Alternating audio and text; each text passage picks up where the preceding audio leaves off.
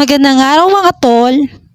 Another kama na naman po tayo. Ito ay tinatawag na pull out bed. Ngayon, lilihain natin ang mga frame ng sander. Pagkatapos natin lihain, pipinturahan po natin yung mga frame. Ang frame po, nakakunik po ang ating mga paa. Kasi po, pag pull out bed, kailangan konektado yung paa. Hindi po siya nakahiwalay tulad ng iba naming gawang kama. Pagkatapos po natin pinturahan, gagawa naman po tayo ng kakabitan ng mga gulong. Kailangan matibay to. Bukod sa screw, pinako rin po to ng asawa ko. Pagkatapos, yan. Kakabit po natin yung mga gulong.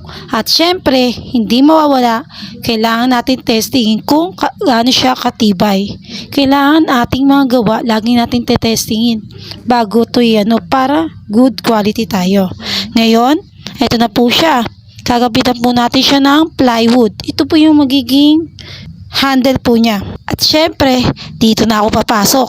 Tutulungan ko na ang asawa ko na tagahawak lang ng frame para hindi siya bumagsak. Ito rin yung time na pinapagalitan niya ako kasi bakit daw isang kamay lang daw ang hawak ko. Hindi daw tuloy maayos yung pagkakahawak. Nahihirapan tuloy siyang iayos o iporma yung kahoy. Kaya napapagalitan niya ako. Bakit nga ba isang kamay ang hawak ko? Kasi po, yung isang kamay ko nakahawak sa cellphone at nagbibideo po ako. Kaya yan, kayo ha, tulong-tulong muna. Bitawan muna yung cellphone para hindi ka mapagalitan ng asawa. Malapit na po kami rito. Kasi pag naporma na po niya yan, papakuan naman niya. Ipapako na niya yan, iaayos na po niya yan. Yan. Yan. Nakikita nyo, tinanggal na po yung isang frame. Yung hawak-hawak ko kanina. Ngayon, wala na akong hawak. Libreng-libre na ako mag-video. Yan naman po. Pagkatapos po na yung ipako yun, lalagyan na natin siya ng plywood. Yung plywood po yan, mamaya po, makikita nyo, may balot na rin po yan.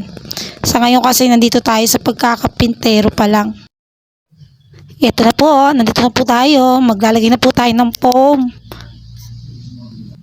Kailangan maayos ang pagkakagapit natin ng foam.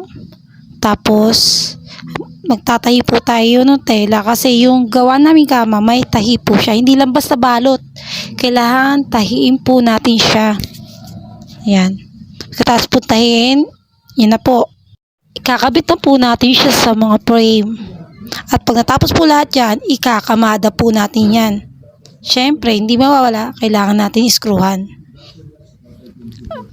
Tapos, ikakabit na po natin yung mga buto niya.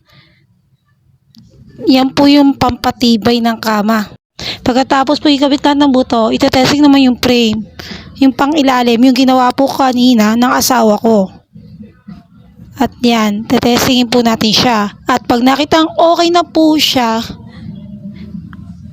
babalutan na natin yan. At ito na po ang kalalabasan yan. Yan na po, diba? Yan po ang tinatawag na pull out bed. Wala masyadong mailatag kasi may nakalagay po sila. Medyo masikip yung pwesto. Kaya hindi po mailatag na maayos yung nasa ilalim. Nakatapos na naman po kami ng another kama. Hanggang sa muli.